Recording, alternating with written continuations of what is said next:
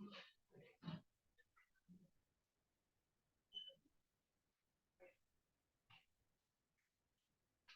muchachos, entonces, mientras se sincroniza algo de la plataforma, les voy a ir contando sobre.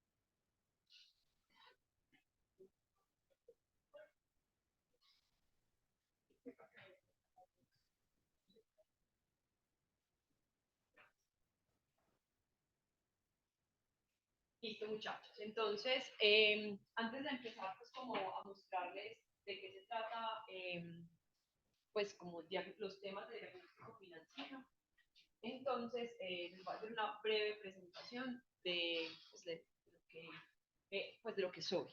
¿Listo? Bueno, entonces primero quiero darles la bienvenida al curso de diagnóstico financiero.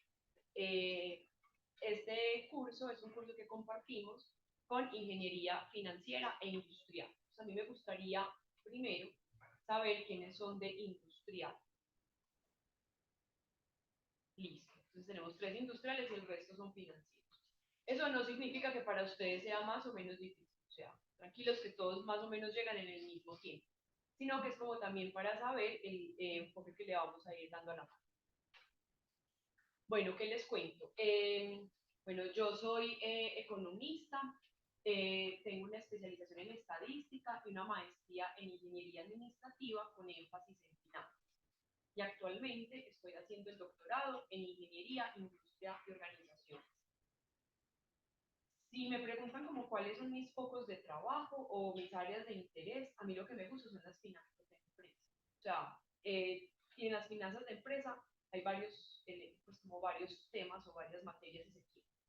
A mí me gusta analizar el pasado de la firma. Entonces, el pasado de la compañía en términos financieros lo vamos a analizar a partir de una materia como esta, que es diagnóstico financiero. Me gusta entender el presente de la firma. Entonces, ahí está todo el tema de presupuestación. ¿Listo? Y cuando uno evalúa el futuro de la compañía, entonces ahí van materias como finanzas corporativas. ¿Listo? En finanzas corporativas, entonces analizamos decisiones de inversión, ya como en términos de su viabilidad financiera de los proyectos, decisiones de financiación, entonces cómo debería financiarme y cómo reparto las ganancias. También hay algo del corto plazo, que es como el dinero disponible que tiene el negocio en este momento, y ahí abordaríamos temas como gestión de tesorería. Digamos que a mí me gustan esas áreas de trabajo. Y de manera transversal, esas áreas tienen dos materias o dos temáticas que a mí me gustan mucho, que son la estrategia empresarial y el entorno económico. Pues naturalmente, porque yo no tengo cómo formular la estrategia si desconozco el entorno en el que se desarrollan las compañías. Listo, entonces digamos que a partir de esas materias he encontrado la combinación entre mi formación de base como economista y ya mi formación posgradual en finanzas. El doctorado fundamentalmente cruza los elementos, entonces yo en el doctorado voy a trabajar las estrategias de diversificación y esas estrategias las voy a evaluar financieramente a través de técnicas que incorporen la incertidumbre y la competencia. Entonces voy a trabajar, por ejemplo, teoría de juegos, opciones reales, evaluación financiera de proyectos, y pues digamos que lo voy a aplicar en un sector específico, que es el sector de mercados, pues el sector energético, para unos proyectos de generación fotovoltaica. Pero perfectamente lo que estoy trabajando en el doctorado, pues puedo aplicar para cualquier tipo de proyectos con características de incertidumbre, pues como que uno no sabe bien cómo se van a dar en el futuro los flujos de caja, por ejemplo, las telecomunicaciones, los proyectos asociados a la industria farmacéutica. Entonces, digamos que el doctorado en este momento cruza como todos esos intereses que tengo pues a nivel profesional. no me hagan cuentas, es que ya estoy como muy viejita. En esta universidad, pues voy a cumplir 14 años. No he sido siempre profesora, también he tenido cargos administrativos. He sido, pues, fui jefe de programa de ingeniería financiera como por 5 años. Actualmente coordino una especialización en gestión financiera empresarial, también todo muy corporativo. Eh, Antes de venirme para la empresa, trabajé por 5 años en una empresa del sector cosméticos. En ese momento, pues ya la empresa se fusionó con Natura. Yo trabajé para Avon Colombia. Inicialmente trabajé para Prevé, pues, que era la empresa que manejaba la franquicia de Avon. Luego Avon vio que esto era un mercadazo, que acá las mujeres éramos vanidosas, los hombres también, no sé qué, y el mercado empezó a crecer más de lo que se esperaba, pues porque en la crisis del 90 nos fue como a los perros en misa. Entonces la compañía entró a Colombia a través de una franquicia, pero luego pues este mercado fue muy atractivo y entonces la compañía asumió la operación directamente. Y mi último cargo allá, antes de venirme para la universidad, se llamaba analista CRM. CRM es todo lo que tiene que ver con la administración de la relación con los clientes. Entonces lo que yo hacía en Avon era plantear la estrategia de clientes. Se llama estrategia de mercadeo relacional para las vendedoras top de la firma.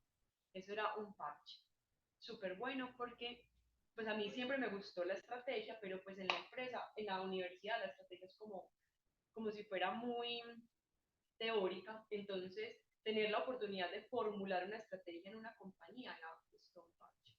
Y ahí fue como que me engrampé en las finanzas, pues porque en la universidad realmente lo financiero era como muy tangencial, como muy por un lado, listo. Pero ahí ya le hice como un rompecabezas entre la estrategia y la cuantificación financiera. Entonces fue como muy chévere. Y además, en términos como ya personales, trabajar en Avon pues fue muy bueno porque uno sale de la universidad pensando en qué es el bombo. O sea, dígame, o sea, que yo estoy fresquito, acabo de aprenderme todo, eh, uno quiere ascender muy rápidamente, ¿cierto? Y eso no está mal, pero digamos que en ese trabajo encontrar realidades de mujeres de la misma edad que yo tenía en esa época, con situaciones tan complejas, pues era como humanizar la estrategia, pues como humanizar lo técnico, en lo que uno llega así como con el impulso de lo técnico, y encontrar que mi realidad era muy distinta a la realidad de muchas mujeres en esta ciudad, pues como que también toca esa otra parte de las ciencias sociales, pues como lo humano, ¿cierto? Entonces, alguna vez yo le contaba a uno de mis estudiantes, pues, mire muchachos, yo llegué a Avon teniendo 21 años, pues yo me gradué e inmediatamente empecé en ello, yo era pues, un bebé, y ahí conocí a una niña que tenía 20 años, con 5 hijos, 5. Entonces yo decía, cinco. Pues yo tengo una hija, pero una hija ya como cuando tenía 30 y piola. Pero a los 25 hijos, 5. Y ella, o sea, ella le daba la vida, pues era súper linda. Y cuando la conocí, vivía una época muy adversa en su vida, porque era justo cuando se estaban desmovilizando los paramilitares en el gobierno de Uribe. Y el esposo de ella estaba desmovilizado en eso que se llamaba como el cacique nuclear o algo así. Entonces ella se quedó sola con su esposo. Y hubo un momento en el que el esposo lo desaparecieron. Pues ella nunca más supo de él. Entonces se quedó embarazada de su sexto hijo sin saber. Pues era una cosa muy dura. Y cuando yo les cuento eso a ustedes, ustedes dirán, pues profe, pero que no sabía de métodos anticonceptivos, que hay realidades que superan lo que uno puede llegar a imaginar. Entonces, esa realidad, cuando pues yo en Avon empecé como en un área comercial, cuando ya empecé a formular estrategias, todas esas acciones, todas esas vivencias de esas mujeres, que eran fundamentalmente mujeres, había que conversar eso con la estrategia de la compañía. O sea, la compañía tenía que ganar, pero de alguna manera también había que transferirle algo a esas personas y verlas superarse, era una cosa súper brutal. Pues. De hecho, ese es un caso, pero también me tocó la mujer violentada, que no quería dejar, pues que no podía dejar a su esposo porque entonces dependía económicamente de él. Eso que ustedes dicen hoy como, pues, profe, lo mato, ese hombre me pega y yo lo mato. en esa época, pues hace muchos años, o sea, muchos, muchos años atrás, no era tan fácil. O sea, eso de empoderamiento femenino, en esa época apenas estaba como trabajando. Entonces, digamos que eso era muy bacano porque era como esa sensibilidad a los 21 años, pues, que uno llega y critica y dice, pues, Ave María, son como chavos.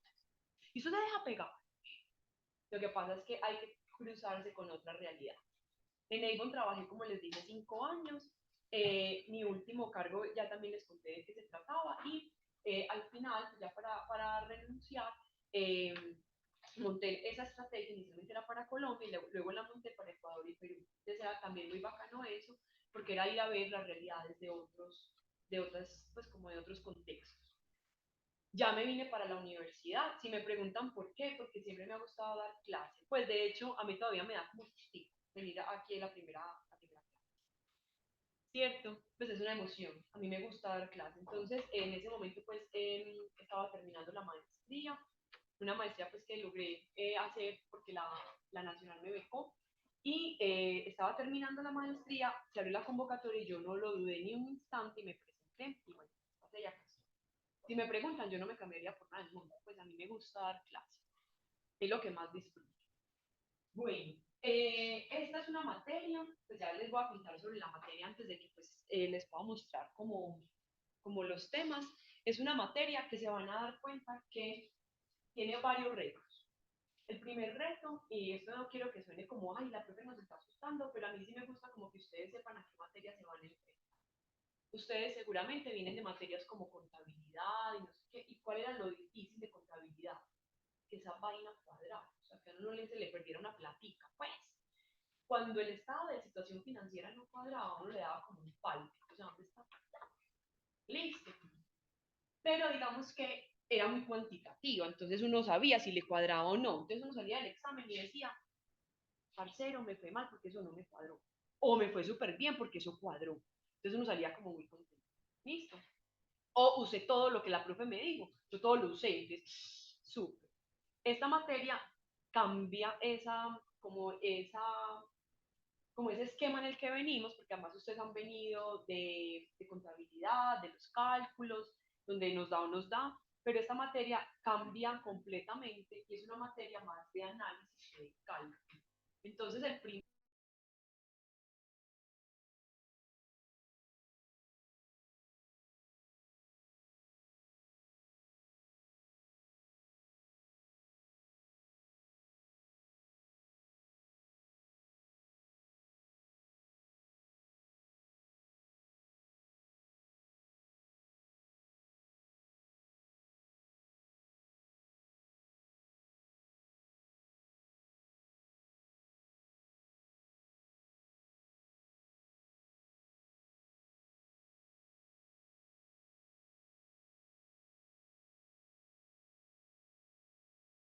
área de Duque. Listo. Entonces ahí no es temas políticos ni de ideologías, sino como del contexto en el que estamos viviendo. Listo. Lo mismo. Si vamos a hablar de Israel y palestinos, aquí nos vamos a meter en sanedrines de quién tiene la razón, quién está más cruel, quién no, o de rusos y ucranianos, porque nos podríamos quedar en una disertación bien, bien espinosa.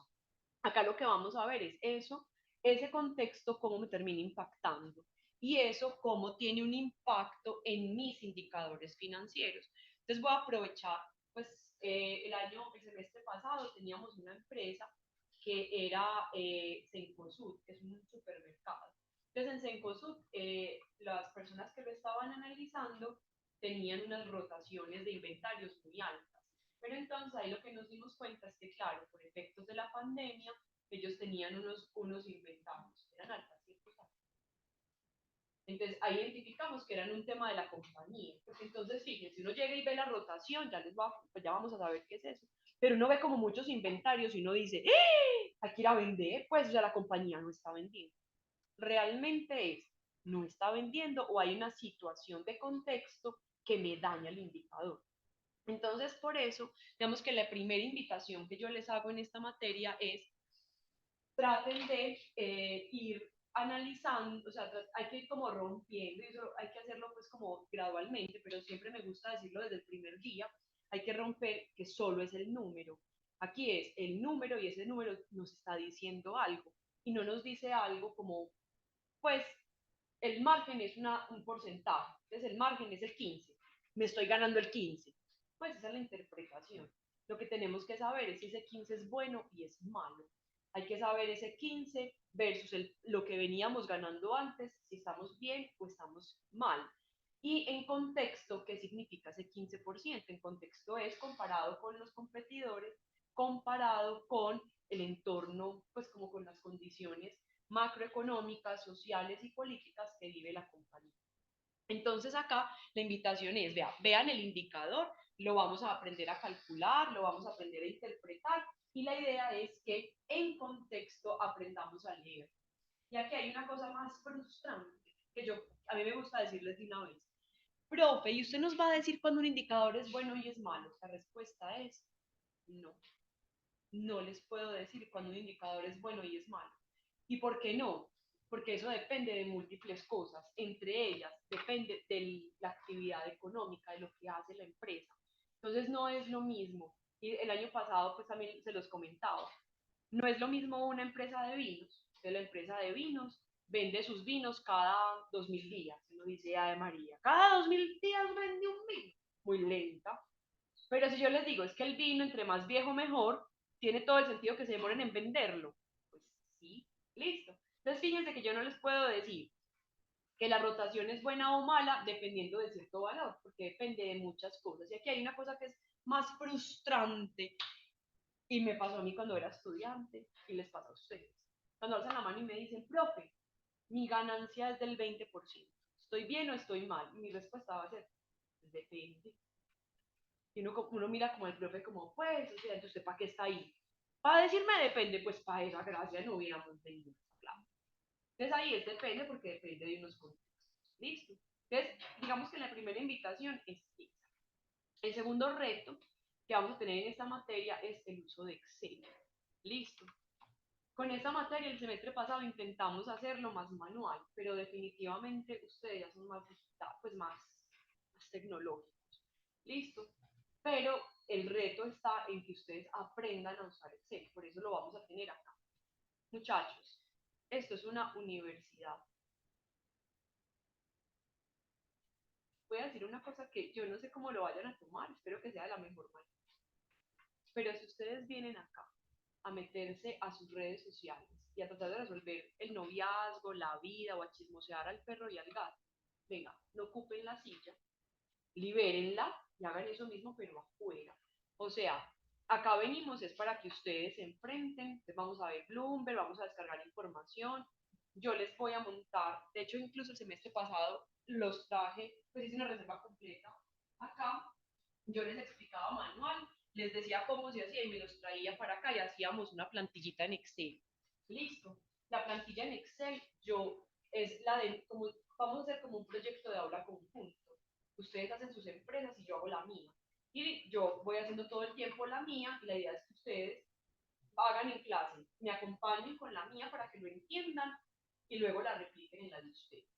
Pero que cuca. O sea, que usted me baja de una plantilla, yo actualizo estados financieros y eso se calcula solo. No, viene una mala noticia. Como lo que queremos es que ustedes aprendan, yo les voy a montar la plantilla para efectos pues como de referencia. Pero a ustedes, si ustedes no hacen los cálculos acá en la U, yo les voy a montar la plantilla así, pero sin cálculos. ¿Listo? Pero qué maldito. Muchachos, si a uno no lo obligan a hacer algo, uno simplemente se va por la cosa más fácil. El cerebro humano es un cerebro facilista, por naturaleza. Entonces, por eso se los voy a montar así. Sin embargo, la idea, por eso hicimos la reserva desde el cero acá, para que ustedes pues vayan aprovechando el tiempo. ¿Listo? Entonces, esos es como los dos retos que tenemos. Pasar de lo cuantitativo al análisis, un análisis en contexto, y el segundo es el uso de Excel. Por favor, sin pena, profe, es que yo no sé ni siquiera cómo fijar una celda. Eso a mí me da, no sé ni siquiera cómo hacer un gráfico. Tranquilos, pues ya saben que ahí uno se va empleando como unos retos. Yo acá les voy a explicar lo que necesitamos, pero ya ustedes van quedando como con la tarea de tener que profundizar en cosas de Excel. Pero tranquilos, me alzan la mano y yo les voy a explicar cómo fijan la celda, todo. ¿Listo? Eh, yo les dejo, pues hacemos análisis de manera conjunta. Entonces, usualmente lo que hago es, hago los cálculos en una clase y les dejo como unas preguntas para que ustedes resuelvan según esos indicadores que calculamos. Muchachos, profe, si no lo hago, ¿qué? Nada, pues yo no voy a entrar a decirle, muéstreme lo que hizo. Y si usted no me muestra, se salió. No, esto es una universidad, pues ustedes también tienen que estar comprometidos con su proceso.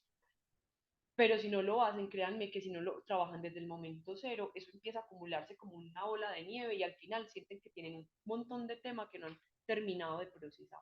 Porque como hay un tema de análisis, se van como confiando y dejan todo para el último minuto. Entonces, mi recomendación es, si yo les dejo una cosita para que hagan en su casa, traten de sacarle el tiempo y háganla, enfréntense a la dificultad de calcular, de analizar, así hagan, digan bobadas, es decir, profe, yo creo que es esto, y yo les digo, no, no es esto por esta razón, no importa, del error aprendemos todos. Y siéntanse con, o sea, yo no me los voy a gozar a decirle, oye, usted en su cabeza está pensando, pues no sé, lo estamos aprendiendo. Listo. Si dejamos todo para lo último, muchachos, eso es una materia bastante extensa. Entonces, por eso mi invitación es a organizarnos para que esto nos fluya pues con mejor, pues, de la mejor manera. Listo. Muy bien. Y lo último que les voy a decir sobre la materia, antes de pasar a contarles los temas, es que esta es una materia súper agradecida, si bien. Porque yo no sé si ustedes en su casa de pronto tengan, pues, como empresas o la tienda del papá o de la mamá o un almacén de ropa, pues no sé. Pero si tienen acceso a eso, esta materia es muy bondadosa porque desde el momento cero ustedes van a poder diagnosticar una compañía, es decir, es una materia cuya utilidad ustedes la ven inmediatamente. Y es una materia que ustedes van a tener que repetir en otros semestres. Cuando digo repetirla es cuando lleguen a planear a los financieros, a finanzas corporativas, los profesores de esa materia les van a hablar de rotación de inventario, rotación de cartera, rotación de proveedores, todo eso de dónde viene, de acá. Entonces, desde ya, lo que yo les voy a ir pidiendo, incluso se los sugerí el semestre pasado a mis estudiantes, es cada uno estudia de la manera, pues yo soy muy lenta para estudiar, entonces yo siempre hago resúmenes. Y como son fórmulas, a mí me gustan traer resúmenes como en fichas bibliográficas. Entonces, mi recomendación es vayan haciendo esas fichitas, pues que sea más fácil al momento de la consulta en los, pues como en los talleres. Ya en las actividades evaluativas se van a dar cuenta que yo les doy una batería de, pues como de fórmulas, pero se las doy a todos por igual. Listo, entonces ahí no es que cada uno saque, sino que ya van a tener las fórmulas. Listo. Muy bien. Entonces, eso es como la materia, es una invitación a romper como eso de lo que venimos, a darnos como la oportunidad de ver pues como el análisis y sobre todo ir entendiendo el contexto.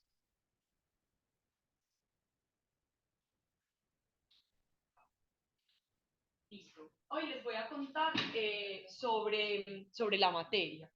Las fechas de las evaluaciones, les voy a contar cómo van a ser las evaluaciones y las fechas se las voy a plantear, todavía no están acá. Listo.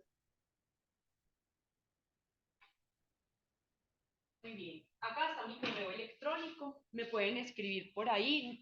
Yo tengo clase full lunes y miércoles, entonces usualmente respondo martes o jueves y viernes, pues porque hoy no me da la capacidad instalada para responder correos. Como ustedes tienen el correo de la universidad, es muy fácil encontrarme porque me encuentran pues como por mi nombre completo. Si no, ahí está pues mi correo electrónico. Las asesorías están planteadas para que sean los jueves de 2 a 4 de la tarde.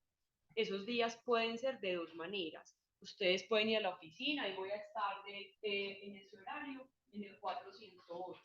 O, profe, ves que yo vivo en Bello e ir solo para la asesoría. No, no vengan.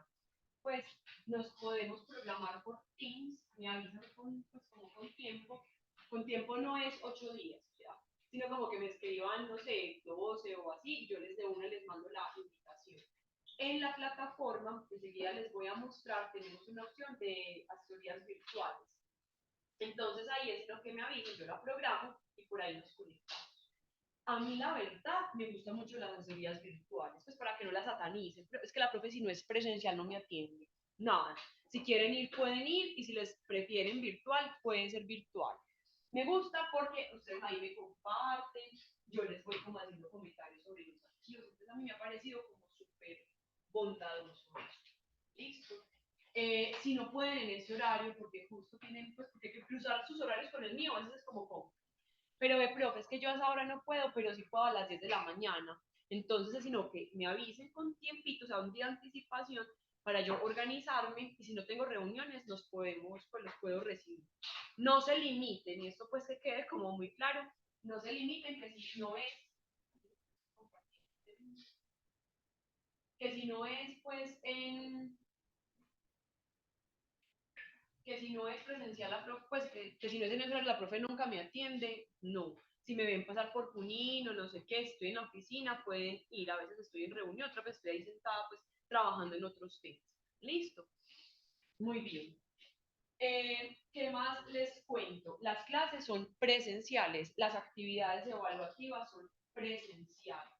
Pero muchachos, de hoy amanecí con una gripa, pues, o tengo diarrea, entonces está yendo, pues es como muy incómodo, tranquilos. Me escriben con anticipación, o sea, anticipaciones. Yo reviso correos hoy de 8 a 10 de la mañana. Me escriben, profe, ¿me vas a dar acceso? Miren, es muy importante que no pierdan la clase. O sea, queden también con eso. Porque de una clase a otra podemos ir cambiando cosas importantes. Entonces la idea es que no pierdan la clase. La clase siempre se las voy a grabar, siempre comparto pantalla. Yo les pido que por favor validen cuando vean las grabaciones, que se escuche bien, que puedan ver. Listo. Incluso acá en el CDC, en otras materias nos ha pasado que los que están más atrás se van conectando para que puedan ver como la pantalla más cercana. Otros usan en la carpeta de público para que se les facilite. Es decir, miren, la idea es que esta materia nos fluya. Entonces, lo más importante es que no falten a clase. Si no pueden venir a la de 10 de la mañana, yo tengo clase a las 12 de la misma materia en el mismo lugar, acá en el CDC, en este laboratorio financiero. Entonces, por favor, no falten a clase. Y si no pueden venir a las 10, pueden venir a las 12. Con eso no soy pues como de malas como la piraña mueca, usted ya no vino, cuando era entonces no lo recibo. No, listo. Muy bien. Yo voy a empezar, antes de hablarles como de los temas, voy a hacer como unas definiciones como sencillas que seguramente ustedes ya habrán visto en otras materias, los financieros o incluso los mismos industriales, pero a mí me gusta traerla acá para que esta materia cobre sentido. De hecho, en muchas de mis materias, esta presentación, yo siempre, pues como estas slides, siempre lo traigo. Como, por ejemplo, yo dicto proyectos, entonces para un civil que entienda qué es finanzas y qué es lo que hacemos en proyectos. Para ustedes que entiendan qué es finanzas y por qué vamos a diagnosticar la compañía. ¿Listo? Entonces, vamos a entender las finanzas como un área del conocimiento que se va a encargar de estudiar la manera como el dinero, que es un recurso escaso, se asigna a través del tiempo. Si el dinero no fuera escaso, nosotros ni siquiera lo tendríamos que estudiar. ¿Listo? Piensen en algo, muchachos. Piensen en sus tatarabuelos, que perfectamente podían ser mis abuelos. Ellos tenían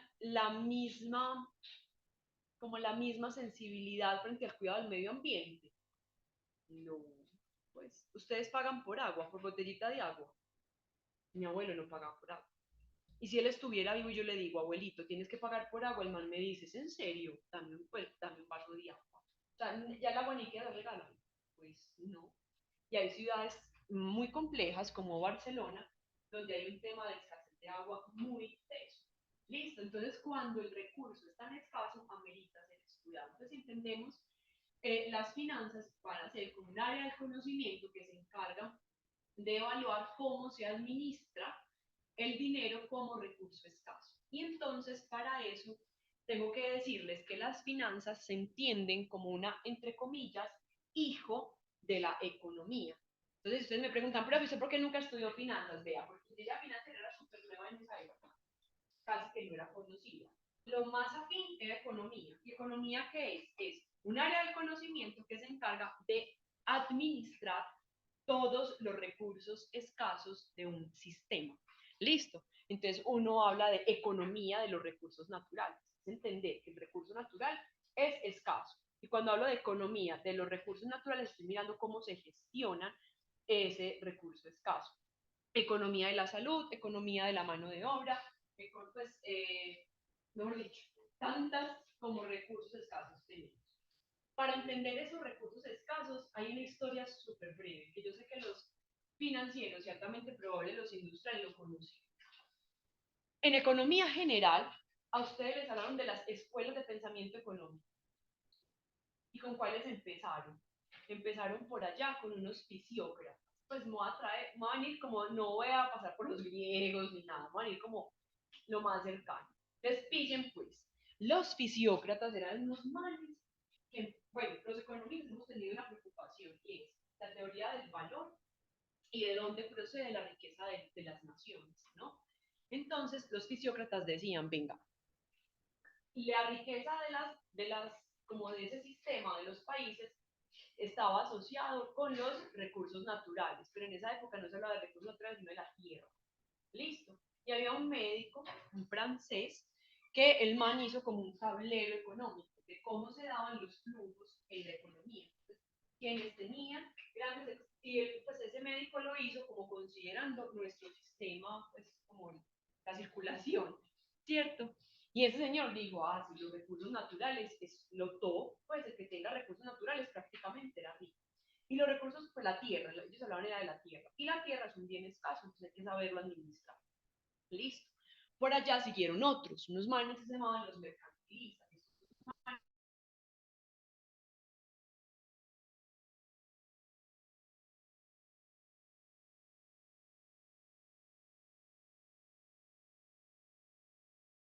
Las piedras preciosas, porque son súper escasos. Y en vez, escúchenme, noten que estamos hablando de qué es lo más escaso. Entre más escaso, más valioso, ¿sí o qué?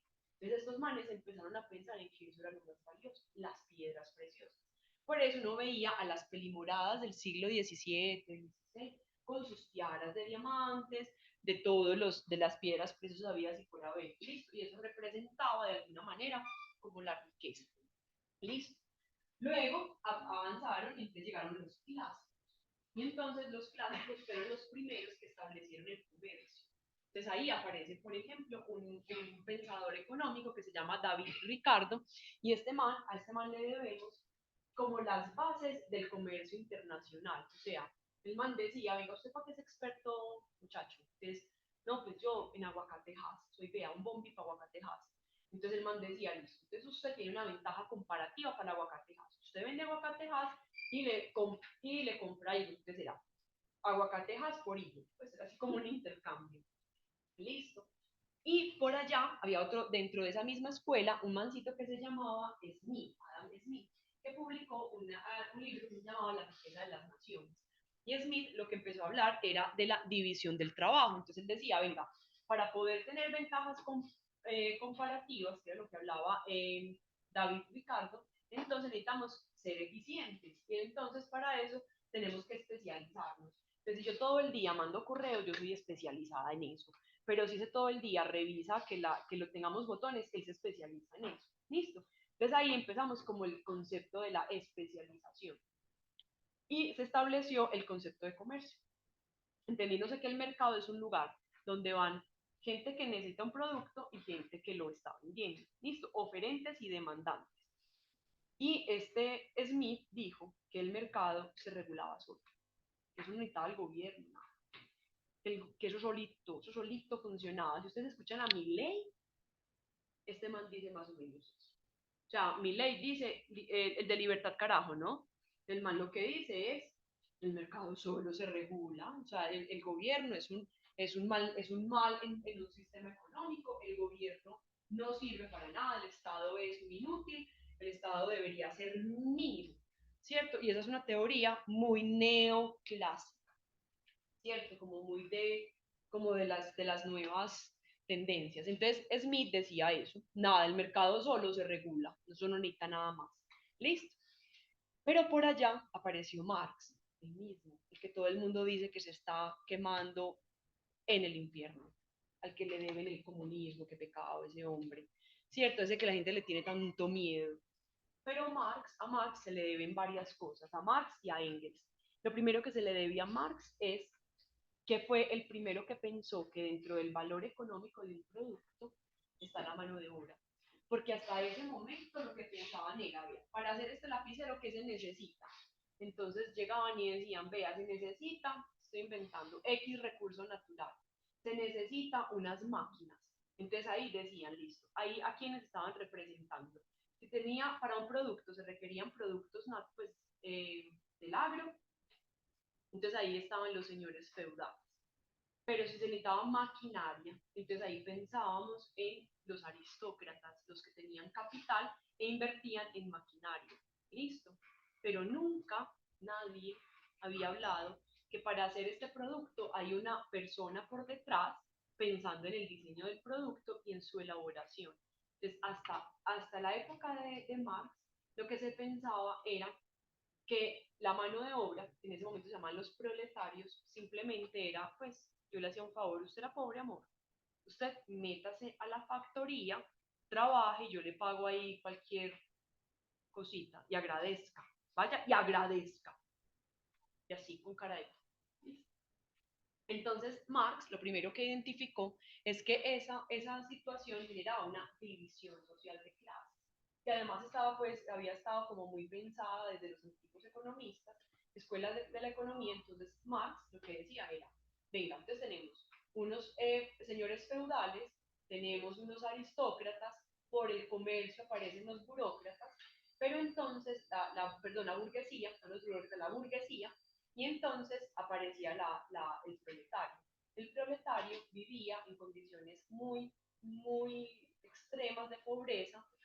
Hay un libro de Ken Follett, pues hay una trilogía y el hombre pues cuenta cómo en esa época en Inglaterra, entonces las mujeres, las jovencitas, se volvían como las sirvientas del señor, pues de los nobles de la época, listo, y eran las que mejor vivían de la familia, ¿sí?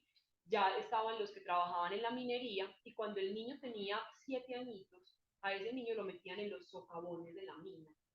Y lo metían porque él, básicamente esos niños, su valor era que primero aprendieran el arte de ser minero, pero adicional que como sus manitos eran tan chiquiticas era súper fácil, se trababa como el carrito donde llevan en los socavones el carbón o lo que sea, entonces era muy fácil, como eran manitos tan chiquitas, esa manito destrababa, perdían la mano y ese proletario quedaba medio proletario, porque entonces no tenía manos, pero no importa, era la mano de un pobre, que agradezca, no. Y piensen, cuando ustedes tenían 7 años, meterse en un socavón en las profundidades de la Tierra, pues eso era todo lo que estaba mal en este planeta Tierra, no. Entonces Marx llegó y dijo, venga, no, en los productos hay una cosa que se llama el plusvalor.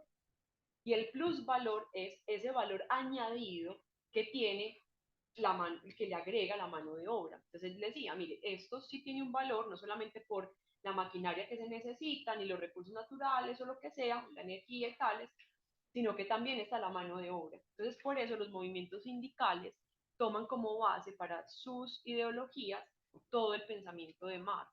Marx escribió un libro que se llama El Capital. De ese libro, el primer tomo lo escribió él en vida y los tomos 2 y 3 fueron escritos por su sponsor, pues como por el financiador de sus ideologías, que era Engels. Engels era el rico. Y a Engels hay que leerlo, es una cosa súper bonita, porque para nosotras las mujeres, Engels es el primer, que yo considero el primer feminista de la historia moderna, pues porque a Engels se le atribuye cosas como, él decía que las mujeres debíamos ir a trabajar para que dentro de la estructura social de una familia no se diera lo que se conoce como la lucha de clases. Entonces todo el mundo, o sea, hay muchos grupos religiosos que piensan que Engels asesinó la familia y no la asesinó. Lo que le dijo a la mujer fue, venga, usted también puede, vaya y trabaje para que usted esté en igualdad de condiciones con su esposo. Listo, entonces fíjense, que pensar que el dinero es un recurso escaso no se dio así, de la noche a la mañana.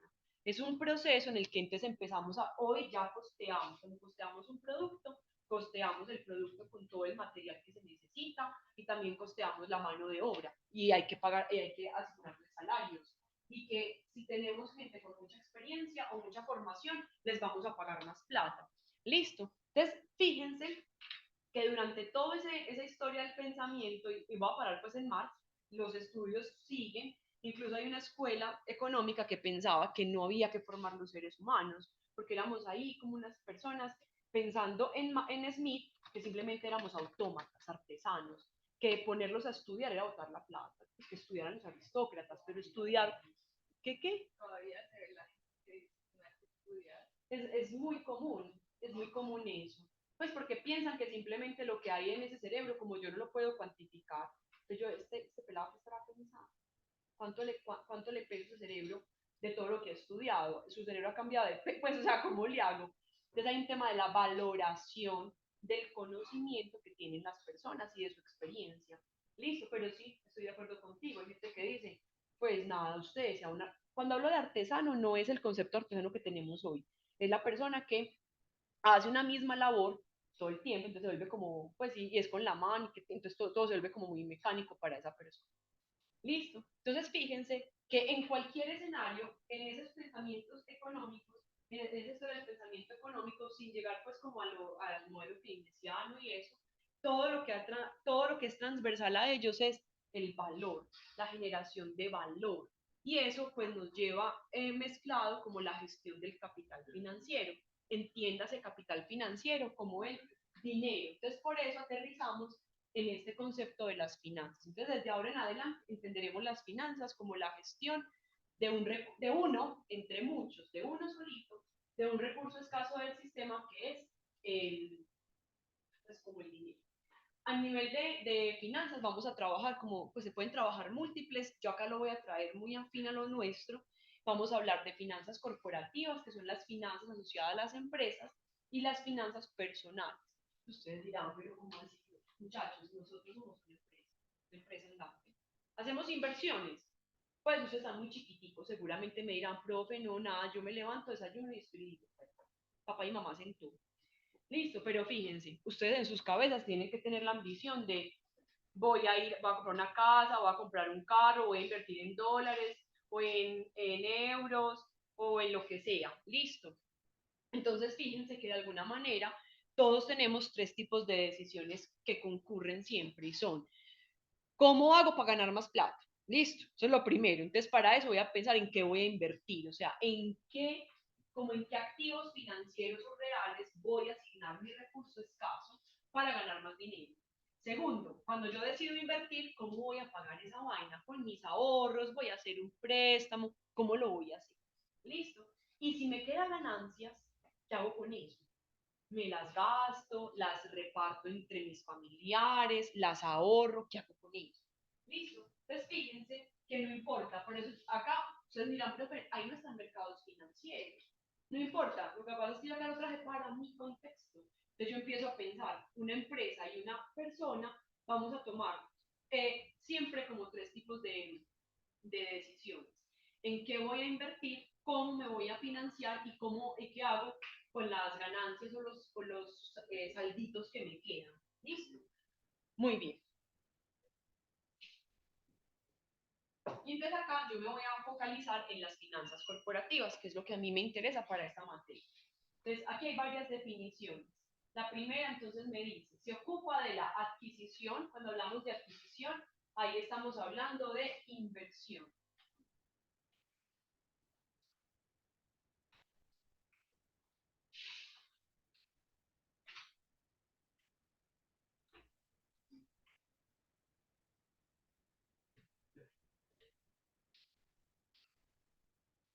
Listo. Entonces, cuando hablemos de adquisición, estamos hablando de inversión. Entonces, se ocupa de la inversión, financiación y administración de los bienes con una meta. La meta será, por ejemplo, si nos metemos a invertir en un proyecto de vivienda, entonces vamos a invertir en ese proyecto. ¿Cómo lo vamos a financiar? 30% es con mis ahorros, mi salario, pues, con las cesantías. El 70% va a ser un crédito hipotecario, ¿sí? Entonces ahí está, en qué voy a invertir, cómo me voy a financiar. ¿Cómo voy a administrar esos recursos? Y voy a tener una meta. Una meta puede ser, voy a comprar esa casa porque es donde quiero que crezcan mis hijitos. Listo. Otra meta será, yo quiero comprar esa casa, voy a esperar a que se valorice y la voy a vender. Ahí hay otro propósito en mente.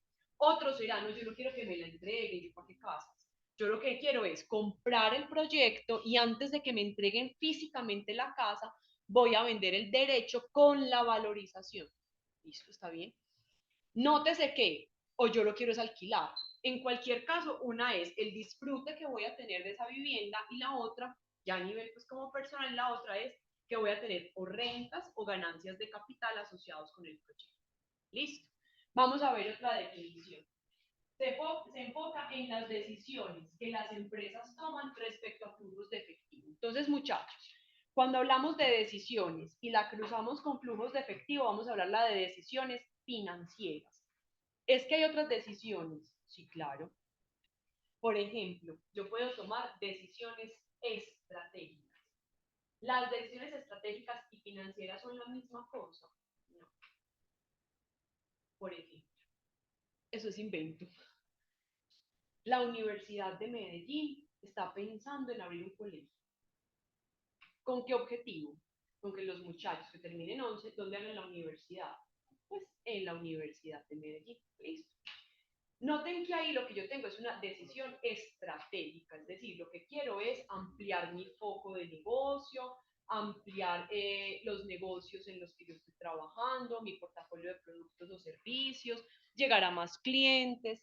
Esa es una decisión estratégica, ¿sí?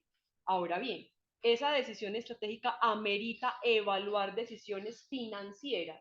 Sí, claro, porque montar un colegio que necesita, los puedo poner aquí a los niños y a los universitarios en el mismo espacio.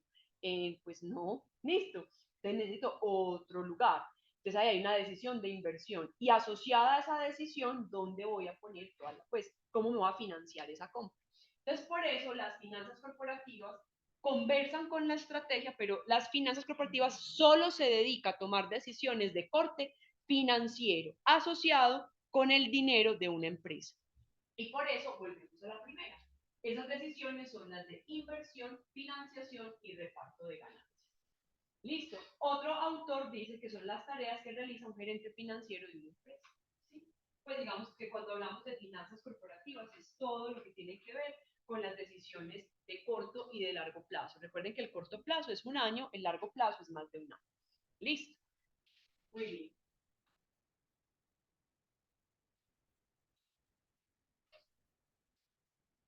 Hay un autor muy famoso que se llama Aswad Damodaran, él se considera a nivel mundial como el decano de la valoración de empresas, y él define las finanzas corporativas como las decisiones que se toman al interior de la empresa que tienen implicaciones financieras. Entonces, simplemente lo vamos a ir como quedando muy claro, las finanzas corporativas es todo lo que está relacionado con las decisiones financieras de una empresa. Son todas las decisiones que afectan las finanzas de la empresa, se consideran como decisiones de finanzas corporativas. Entonces, para concluir, las finanzas corporativas van a estar relacionadas con las decisiones financieras en las organizaciones y el propósito del logro del objetivo básico financiero. ¿Qué? Íbamos también en decisiones, profe, y le agregaste objetivo básico financiero. Tranquilos, por ahora nos vamos a quedar que las finanzas corporativas se relacionan con las decisiones de inversión, financiación, reparto de ganancia o decisiones asociadas con los flujos de caja de una empresa, con un propósito. ¿Listo? El primer propósito que vamos a trabajar en esta materia es el objetivo básico financiero. Muchachos, una pregunta. Cuando uno invierte, invierte con la idea de ganar. Sí. Y de ganar, pues, no y de ser rico, cada vez más. Sí. Claro. Ese es el objetivo básico financiero. Es que el dueño del negocio sea cada vez más rico. Eso es una cosa muy brutal. Entonces nosotros en esta materia lo que vamos a hacer es, nosotros no vamos a tomar decisiones, vamos a mirar como el pasado de la firma. Piensen muchachos que nosotros en esta materia vamos a ser como un médico internista. El médico internista no llega y le lleva todos los exámenes. Y el médico dice, te quedan 2 días de vida. Y uno dice, ay, mi mamá. Nosotros somos en ese caso el médico, que vamos a recibir toda la batería de indicadores y cuando la analizamos toda vamos a decir, esta compañía está destruyendo valor, no está generando riqueza para el dueño del negocio. Listo. En esta materia solo diagnosticamos. La toma de decisiones estratégica y financiera van a ser propias de otras materias. Listo. Acá vamos a diagnosticar que efectivamente esas decisiones si hayan sido coherentes con ese objetivo de hacer rico al dueño del negocio. Entonces ya sabemos, tenemos acá como dos definiciones claves, que es finanzas corporativas y cuál es el objetivo de las decisiones, y es crear valor. Ahora bien, para esta materia o las finanzas corporativas en general, vamos a tomar como insumos de dos áreas. La primera área, naturalmente, es de su madre, que es la economía. O sea, nosotros aquí vamos a tomar decisiones y buena parte de esas decisiones, pues decisiones, cuando hablo de finanzas corporativas en general, aquí simplemente diagnosticamos, vamos a pararnos en la economía, ¿sí? Y en la economía, ¿cuáles son los principios rectores dentro de las finanzas? La primera es, muchachos, ¿quién está pensando en su vida ser el más pobre? Que uno dice, a mí me encantaría aguantar hambre y todo. Brutal, no. Que yo no tenga ni qué ponerme. No. Oí, ¿qué tengo que hacer para eso? ¿Alguien piensa en eso? No. Es más, si pensara en eso sería hasta racional. Tratando entre los más pobres ser el más pobre, o sea, el mejor en ese campo, el mejor. No me, o sea, listo. Pero fíjense que todos queremos tomar buenas decisiones, es decir, cuando ustedes deciden estudiar industrial o financiera, ustedes seguramente fueron y estudiaron, preguntaron, dijeron, venga, ¿qué puede hacer un industrial? ¿Qué puede hacer un financiero? ¿Cuál es el campo de acción? ¿Qué otras universidades lo ofrecen? ¿Por qué la UDM y no otra? Listo. Cuando uno está saliendo con un chico o una chica, que uno empieza como a gustar. Usted también tiene esas decisiones. Uno empieza a decir, pues, cuando uno está muy chiquitico, pues como muy jovencito, tiene que ser el más bonito, la más bonita. Claro, porque está para mostrar, ¿sí o no? Cuando uno ya está más viejito, empieza a decir, pues, ¿será que ese sí puede ser el papá de mis hijos, la mamá de mis hijos? Pues ya sean hijos gatunos, perrunos o humanos, no importa. Listo. Ya uno empieza como a establecer otros elementos. Pero fíjense que en cualquier decisión, lo que quiero llamar la atención para ustedes es, todos somos racionales. Es decir, cuando nosotros tomamos una información es porque consideramos entre las opciones que tenemos disponibles que la que elegimos es la mejor para nosotros. Y escúchenme bien. ¿Escucharon que dije de las opciones que yo tengo disponibles? Listo. Y también bajo la información que ustedes recopilaron de cada decisión. Entonces uno llega y dice, mi prima se casó con uno, pero le dio como al perro en la misa. Es bruto. No, no es que sea bruta. Es que ella seguramente empezó a ver todos sus escenarios posibles y pensó que casarse o irse a vivir con este o esta era la mejor alternativa posible. Profe, yo conozco que hay gente que ni siquiera piensa, les juro que todos deben pensar, que no consideran lo mismo que uno, ¿cierto? Pero que todos piensan.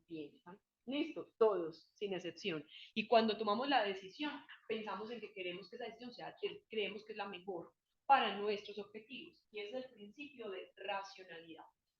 Y a ese principio hay que agregarle una palabrita que se llama racionalidad limitada.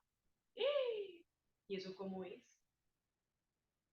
Es, nosotros somos racionales, limitados a la información que tenemos. Si nosotros pudiéramos coger una bola de cristal y decir, iba a ganar Petro, o uy, no, ¿qué?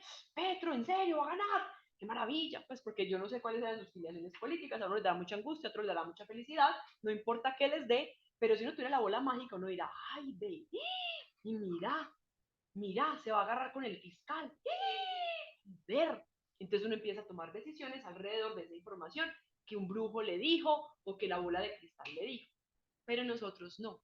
Cuando se vayan a casar, si a ustedes cogen la bola de cristal y dice, ay, mira, este tiene tendencias a matar gente, ay, mejor no me meto. ¿Qué? Pues porque pasa con los feminicidas, ¿no? Que la empiezan la gente a criticar, pero y es que no vio, pues es que es limitada. No ella mentalmente ni él. es que tenemos una información limitada, no tenemos acceso a toda la información disponible. Entonces, dentro de la economía vamos a tomar decisiones basadas en el principio de la racionalidad limitada. Dos, considerando que hay escasez. Cuando hay escasez, los precios son positivos. Y ustedes me dirán, ¿qué? No, pues está loquita, le rumba un coco. O sea, ¿hay precios negativos? Sí, claro. ¿Alguien en sus casas tienen cuartos útiles? La mayor parte de lo que hay en un cuarto útil tiene precios negativos. Porque si está en el cuarto útil es porque hay un apego, es decir, la mamá o el papá, eso saben que no lo va a usar, pero no lo quiere sacar. Listo. Entonces simplemente eso se va a ir acumulando ahí. ¿Sí? Va a llegar un momento en que uno le dice, ay, vení, te pago 5.000 si me sacas todo eso. ¿Eso qué significa? Que yo tuve que pagar a alguien para que me sacara ese producto. ¿Sí? Ese es un precio negativo, es un precio de un producto que hay que pagarle al otro porque se lo lleve, porque no hay escasez. Listo, o sea, ya me estorba, me estorba. Exactamente. Así es. Listo, entonces, que los precios tengan, que los productos de los bienes y de los servicios tengan precios positivos, está asociado a su nivel de escasez. Y tengan en cuenta algo. A mayor nivel de escasez, ¿qué le pasa al precio del bien o servicio? Tiende a subir. Listo, porque entonces uno empieza a decir, o sea, como yo no encuentras. O sea, o me pagas tanto o bye. Listo. Entonces ahí está el otro principio, el principio de escasez, que también justifica que tengamos que tomar decisiones pues como acordes a nuestros objetivos. También dentro de la economía, ya no dentro de los principios, sino como en general, la economía me permite comprender la dinámica del entorno económico. Entonces, en estas semanas, si ustedes han visto las noticias, ¿qué es recurrente? Que la semana pasada se reunió el Banco de la República y ¿qué pasó con la tasa de interés? Bajó. Listo. Bajó a regañadientes, porque el banco no quería bajar la tasa. ¿Eso qué es? ¿Eso qué significa para el mundo? ¿Qué significa? Que el que, tiene que quiere montar un CDT, el CDT le va a pagar más o menos. Ya a empezar. Era mejor el año pasado que este. Entonces uno dice, ay, perdí la oportunidad, ¿sí vio? Si voy a tener un crédito hipotecario, ¿me conviene la baja tasa de interés? Sí, listo. Muy bien. Ay, es que yo me antojé de esos carros chinos. Ay, esos que son híbridos divinos. En este momento, si la tasa de interés empieza a bajar, se me acerca la posibilidad de comprarme ese carrito chino. Sí, listo. Entonces, entender, a partir de la economía vamos a poder entender cómo funciona el entorno económico. Vamos a entender por qué la tasa de interés del banco va a estar asociado con la inflación, porque la gente siempre las conecta. O vamos a entender, por ejemplo, cosas como las de Milei. Milei, voy a hablar de Milei, porque ganó, está súper mediático. Milei está diciendo que es horrible, horrible el Estado. Entonces uno dice, de verdad, ¿te parece horrible? Pero cuando uno se va y se fija en los subsidios que da el gobierno argentino, uno dice, este man tiene toda la razón. Miren, dan subsidios hasta por casarse. ¿De verdad? Pues porque cuando él hizo el discurso en Davos, yo empecé a investigar. O sea, que por el primer hijo, que por... O sea, mucho, es un sistema de subsidios enorme. ¿Y eso qué es lo que hace? Que la gente en el sistema se relaja. Pues si a mí el gobierno me da por desempleo, por hijos, por si me caso, por cualquier cosa, entonces yo simplemente me voy por el menor esfuerzo. Entonces fíjense que los discursos no son ni buenos ni malos, hay que entenderlos en el contexto para saber si están acertados o no. Listo. Y también dentro de la economía vamos a poder comprender el análisis estratégico del entorno, ¿cierto? Por ejemplo, muchachos, en este momento, ¿qué pasa con los proyectos inmobiliarios? Están parados, ¿cierto? Porque la gente no está comprando, o sea, es el sector de la economía que más se resintió ante el incremento en las tasas de interés. Eso era de esperarse. Sí, entonces a mí en la casa hay gente que llega y me dice, pues Ángela, es que yo no soy petrista. Pero la gente siempre es como, pues nos va a acabar.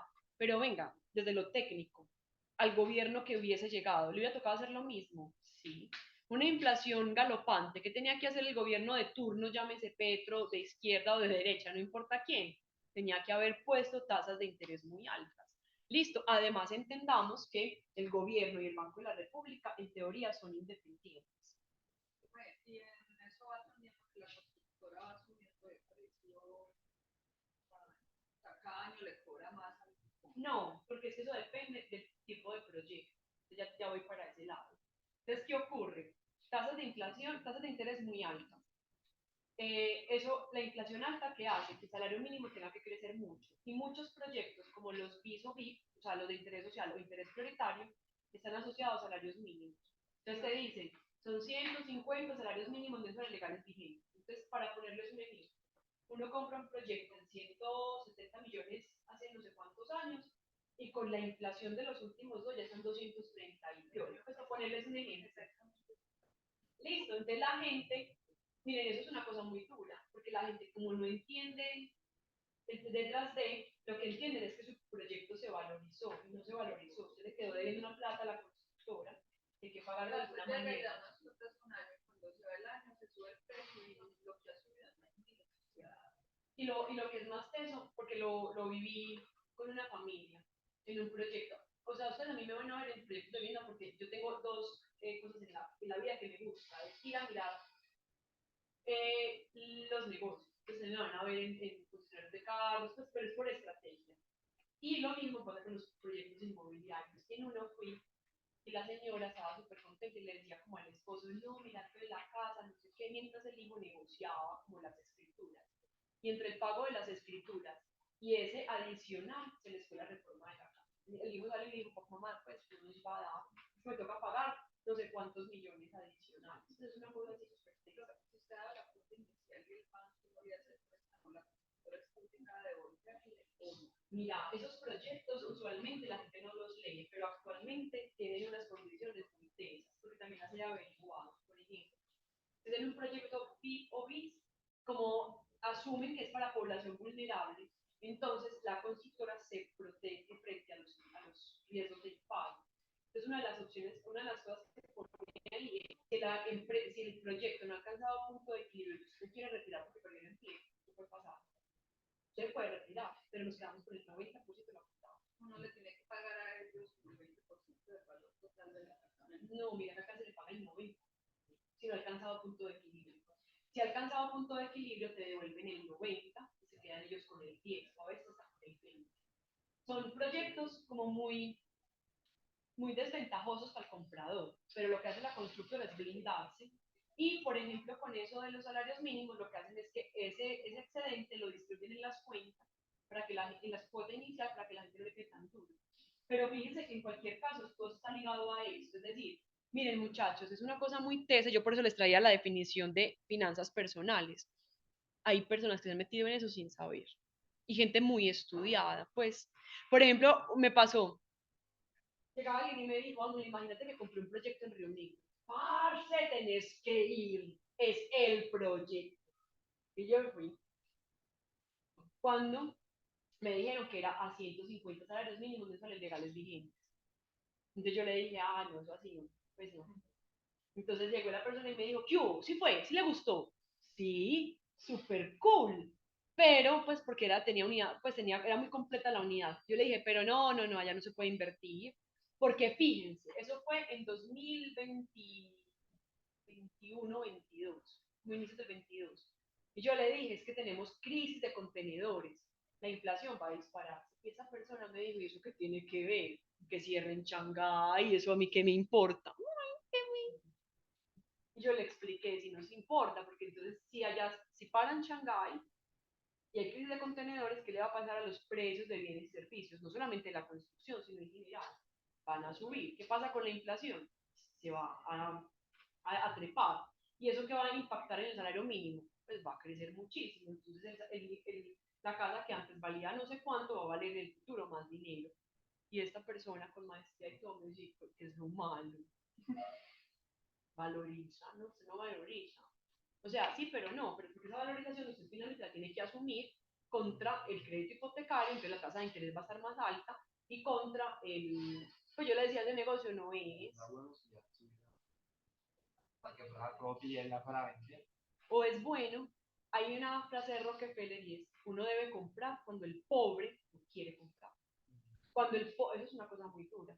Cuando el pobre no quiere comprar, yo debería comprar, porque cuando él quiere comprar, yo se lo puedo vender más caro. O sea, eso es una cosa que uno dice, sí, el asunto es que hay que tener la plata, pero si yo voy a tener un hipotecario, o sea, tendría que tener la plata líquida para decir, yo me doy la pela, y no debería ser un bis, debería ser un apartamento que no esté atado al salario mínimo, para que lo que crezca, sí sea valorización, que mi capital crezca, y que yo tenga la plata de manera que si no logro vender el derecho, el hipotecario no me afecte. Pero si es, sumarle la inflación galopante y una tasa de interés creciente, pues, o sea, no es el negocio. Pero muchas veces ha pasado que la gente se da cuenta de eso cuando ya metió las patas, o sea, cuando tomó la decisión de invertir y se da cuenta que eso empezó a crecer y uno se rasca la cabeza y dice, entonces me toca pagarle a la constructora. Listo, entonces fíjense que entender el entorno económico hace que yo también pueda tomar decisiones estratégicas. Y para nosotros, otra de las áreas que vamos a tomar en cuenta es la contabilidad, porque nosotros vamos a poder diagnosticar la salud de un negocio a partir de los reportes que nos ofrece la contabilidad. Y con base en eso, vamos a tomar decisiones financieras de una empresa. Entonces, nosotros vamos a hacer un insumo clave para tomar decisiones. ¿Qué vamos a definir como diagnóstico financiero? Para ya darles como la temática del curso. Nosotros vamos a hacer un proceso donde, ojo, lo hacemos en sentido estricto. Lo primero que vamos a hacer es recopilar información. Pues la vamos a interpretar. Para interpretarla, entonces nosotros lo que vamos a hacer es calcular indicadores financieros, vamos a hacer unas análisis, se llama análisis vertical y horizontal, listo. Y esa información la vamos a comparar. La vamos a comparar con los competidores o la vamos a comparar con el pasado de la firma. ¿Listo? Toda esa información va a ser de dos tipos. Cuantitativa, pues ahí es muy fácil, vamos a traer los estados financieros de un negocio, pero también vamos a capturar información cualitativa. ¿Y cualitativa es qué? A mí me importa saber quiénes son los clientes de mi empresa. ¿Sí? Listo. Por ejemplo, en las constructoras, ¿quiénes son los clientes? Usualmente somos pues, de proyectos de vivienda, personas naturales, ¿cierto? Entonces, en este momento las personas naturales están con miedo a comprar. Entonces, ahí hay una disminución en las ventas. Me interesa saber de dónde son los proveedores. Sí, claro, si yo les digo es que miren, yo traigo un insumo de la construcción desde Rusia y en esa garrotera es posible que ese insumo se vuelva escaso y se me complique el costo de la construcción. Sí, listo. Entonces, cuando hablo de cualitativos, es entender el negocio, entender qué productos y servicios ofrece, quiénes son los clientes, quiénes son los competidores y quiénes son los proveedores. Entender cuáles son las variables del entorno económico que afectan mi proyecto. ¿Listo? También vamos a tener en cuenta hechos históricos de la firma. Por ejemplo, muchachos, es que la empresa el año pasado compró a un proveedor. Listo. Y en este año está ilíquida, pues ilíquida entre comillas. Profe, horrible, se va a quebrar y nos da una hiperventilación. Venga, espere. Hay que mirar qué hechos históricos ha tenido la compañía para que eso nos justifique. Se los voy a poner en cristiano. Sus familias son una empresa. ¿Listo? ¿Les ha pasado que cuando el papá o la mamá invierten en un proyecto, en lo que sea, un carro, un apartamento, una motito, en un negocio, en un computador, cambian los electrodomésticos, cualquier cosa, quedan apretados? Entendemos el concepto de apretados. Le dice a uno, mamá, imagínate que cumplo 2 años con mi novio y ¿qué le voy a dar? Porque ustedes son, perdón, unos mantenidos, entiéndame el concepto. O sea, puede que ustedes trabajen, pero entonces yo voy a hablar del estudiante clásico que no trabaja, no nada, entonces uno todo se lo tiene que pedir al papá y a la mamá. Y el papá y la mamá le dicen a uno, ay no, pues invitarlo a comer aquí a la casa porque estamos apretados. Entonces uno dice, ay María, estamos pobres, estos papás que me tocaron a mí, qué miseria. Nada, hay que leer esa decisión del papá y la mamá en el contexto de lo que han hecho. De si acaban de comprar un apartamento, acaban de cambiar el carro, hicieron una remodelación en su casa, es natural que en este momento no cuenten con la liquidez suficiente para darse ciertos lujos. Listo. O papá, mamá, mire, yo me quiero ir de intercambio, pues, o sea, págamelo. Y el papá le dice, ay, mi hija, no, no me da. Pues es que acaba de remodelar toda la casa. Listo. Entonces, por eso hay que leer esos indicadores en el contexto histórico y competitivo de la compañía. ¿Con qué objetivo? El objetivo del diagnóstico financiero es obtener un diagnóstico sobre el estado real de la compañía que le permita tomar decisiones financieras y estratégicas. Listo. Entonces, muchachos, esta materia es de una utilidad que yo ni siquiera soy capaz de como demostrarles en sentido como físico, porque es una materia, o sea, mucho, antes de tomar cualquier decisión deberíamos pasar por esta materia, o sea, nosotros no deberíamos tomar decisiones ni financieras ni estratégicas sin conocer el diagnóstico de la compañía. ¿Listo? ¿Cuáles son las etapas del diagnóstico financiero integral? Lo primero que hacemos es un análisis estratégico. Ese análisis estratégico es cuál es el entorno competitivo de la compañía, cuáles son las oportunidades y amenazas, cómo es su estructura interna, cuáles son los clientes, cuáles son los competidores. Teniendo claro eso, entonces nos vamos para el análisis contable. Y eso entonces es considerar como todas las normas y clasificaciones contables para tener información contable actualizada y pues como verídica de la compañía. Digamos que esto nosotros es un dato, lo recibimos ya del contador. Con esto hacemos análisis financiero. El análisis financiero es, con base en esta información, construimos indicadores financieros y evaluamos su desempeño.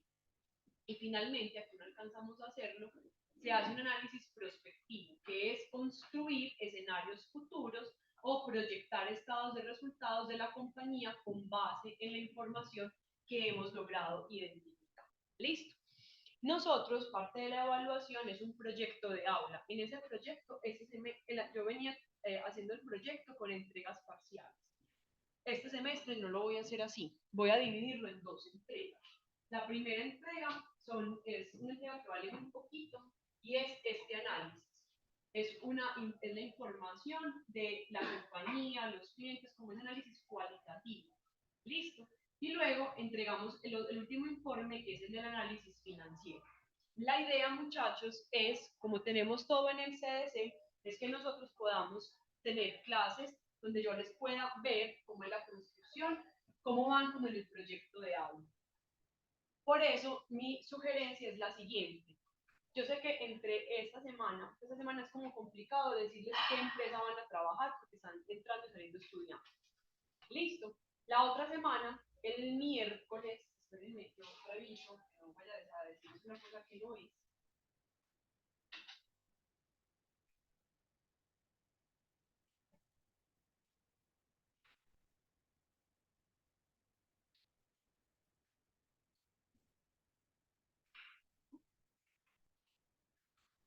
Bueno, esta vez vamos a tener Bloomberg más rápidamente. Nosotros vamos a tener Bloomberg el miércoles de la próxima semana. Ya para esa época, ¿qué vamos a tener? Entonces, fíjense. Para el viernes de esta semana les voy a publicar la lista de empresas que ustedes van a poder elegir. Pues les voy a mostrar como el semestre pasado, que todavía no está la parte como actualizada, pues no sé cuántos grupos se van a comprar. Eso no lo están viendo ustedes pues en este momento, pero en el proyecto de aula teníamos, para que se den una idea, como la conformación de los equipos. Entonces, está en una pestaña, ya les voy a contar cómo es mi estructura del proyecto, pues del aula virtual, pero para que entendamos el proyecto, acá donde dice proyecto de aula, lo vamos a abrir, no se fijen en los porcentajes porque eso va a cambiar un poquito, y ahí lo que le vamos a decir es grupo 1, Ripley, grupo 2, Airbus, grupo 3, tal cosa. O sea, les voy a dar como posibilidades de empresa y ya ustedes van a elegir la empresa que más les llame la atención. ¿Listo? Intentaré pues que sean algunas en español, pero pues no les puedo prometer que estos mercados no son como tan abiertos como para eso. ¿Listo? Entonces, el próximo miércoles ya deberían estar desde ahora. Los vamos a hacer en grupos de 4, máximo 5 personas. Tienen esa semanita como para estructurarlo. El viernes les publico la lista de empresas, dando como espera a que la gente se alcance de organizar durante esta semanita. ¿Listo? ¿Cuál es la idea? que ya, como saben cuál es la empresa, el miércoles de la próxima semana, de una, bajemos los estados financieros y toda la información para la primera entrega del proyecto de agua. Y esa primera entrega pues va a estar como muy relacionado con eso que yo les estoy acá mostrando. ¿Cierto?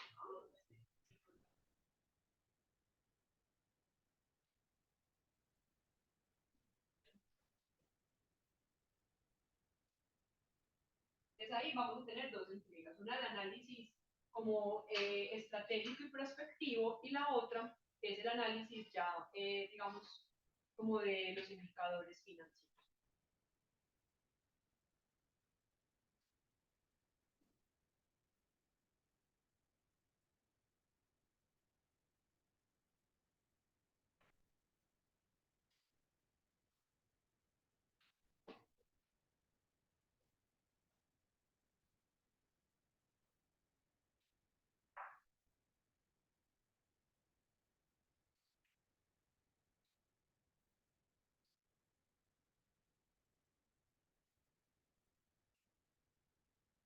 Listo, muchachos.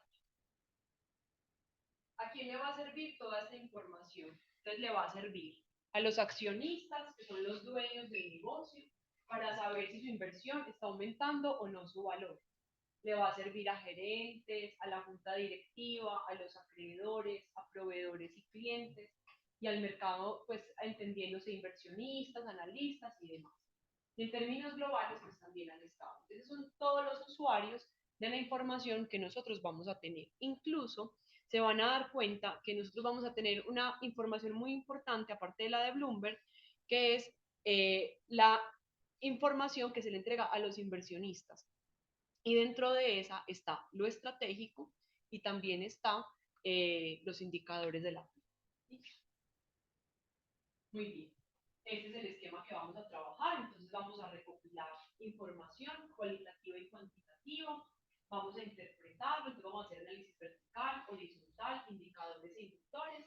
Y eso lo vamos a comparar con competidores y con el pasado de la firma para poder generar el diagnóstico que permita para tomar decisiones. Este esquema lo vamos a ver así como una cosa reiterativa. De hecho, la primera clase pues la clase de la próxima, del miércoles, vamos a arrancar por lo que tiene que ver con lo cualitativo. ¿Cuál es el contenido del curso entonces? Entonces, lo primero es, vamos a conceptualizar la empresa, vamos a hablar de decisiones financieras y del objetivo básico financiero. Luego vamos a hablar de la información que necesitamos contable, entonces vamos a hablar de los estados financieros y de algunas cuentas de tratamiento especial. Y ya nos paramos en todo lo que tiene que ver con el diagnóstico financiero. Vamos a hablar de 5 tipos de indicadores: liquidez, actividad, rentabilidad, endeudamiento. Y al final del curso vamos a hablar de los indicadores de mercado. Y vamos a hablar de inductores de valor, todo lo que tiene que ver con la generación de valor de la empresa. Entonces vamos a hablar de inductores estratégicos, operativos, financieros, macroinductores y al final medimos el E. Todo esto va a tener un hilo conductor, o sea, no es que pasemos de hablar de un tema para hablar de Z, todo va a tener como el mismo hilo para llegar a evaluar si la compañía está generando o no valor a la empresa y a los accionistas. ¿Listo? Chicos, ¿cómo es la evaluación? La evaluación tiene 3 exámenes y el trabajo. Listo. Acá en la virtual no me quedó actualizado, entonces las fechas se las digo el miércoles, pero para que tengan como una idea, tendríamos el 28 de febrero, o sea, al final de este mes, una entrega del proyecto de aula. El proyecto de aula, ¿de qué se trata? Es hacer el diagnóstico, como les decía, de una empresa que yo les asigne. Y lo vamos a comparar con el pasado de la firma. Antes lo comparábamos con los competidores. Yo les daba la empresa y un competidor, pero eso se hacía súper extenso, pues no les daba. Entonces vamos a compararlo con el pasado de la firma. Entonces el 28 de febrero tenemos la primera entrega. Listo. A mediados de marzo, esto es 13 de marzo, puede que se nos suba una semanita. 13 de marzo tenemos la primera actividad evaluativa, que tiene un peso del 15%, que es sobre estados financieros y el objetivo básico financiero. Tendríamos el 17 de abril la segunda evaluación, que es sobre indicadores financieros, liquidez, actividad y rentabilidad. y la otra está planteada más o menos para el 8 de mayo. ¿Listo? Y ahí tendríamos, es posible que me falta ajustar una cosita en una fecha porque no había considerado que el 1 de mayo era festivo. ¿Listo? Y tendríamos la segunda actividad. Y para la semana del 22 de mayo entregaríamos todo el informe del proyecto de aula, pues la otra parte del proyecto de aula, que ya todo esto lo tiene que ver con indicadores y con inductores de valor. ¿Listo? Entonces vamos a tener como dos entregas, la parte cualitativa y la parte cuantitativa. Como les decía, yo tenía entre esas entregas una entrega en la mitad que ya no voy a considerar. O sea, solamente nos vamos con esas dos. ¿Listo? El examen final se da en las semanas del 3 de junio al 12 y la fecha, recuerden que la definen desde la coordinación. Antes de que nos vayamos, a mí me gustaría como que ustedes me dijeran algo con completa sinceridad. Esa pregunta, pues yo no debería hacerla en este momento, pero creo que es lo mejor. Yo quiero que ustedes califiquen de 1 a 5, siendo 5 lo máximo, cuál es su nivel de Excel. Cuando digo máximo, ay, profe, puedes hacer macros, lo conecto con Power. No. O sea, ¿qué significa para mí que tengan como un buen nivel de inglés de Excel para esta materia? Uno, que identifiquen una celda, que sepan cómo arrastrarla, cómo fijar celda, cómo hacer gráficos, cómo hacer operaciones básicas, las sumas, divisiones. De 1 a 5, por favor, califíquense. ¿Quién dice 5? 4, 3. Listo. ¿Por qué les hago esa pregunta? Porque eso va a depender seguramente cómo haga las actividades. Muchachos, el Excel de esta materia es muy sencillo, pero les repito, no porque yo diga que sea sencillo, no me pueden hacer preguntas. Pues con total tranquilidad de profes, que yo no sé ni siquiera qué es fijar una celda. Con tranquilidad me lo van a preguntar. Listo. Entonces, en la siguiente clase vamos a clasificar empresas. Ojo, la clase de Bloomberg, que es la otra semana, esa va a ser la clase en la que yo les voy a mostrar todo el proyecto de aula para que vayamos identificando qué información vamos a sacar de Bloomberg. Listo. Entonces, hoy no se los presento en la clase del miércoles de la próxima semana. Vayan en paz y no pequen más. Nos vemos el miércoles a la misma hora por el mismo canal.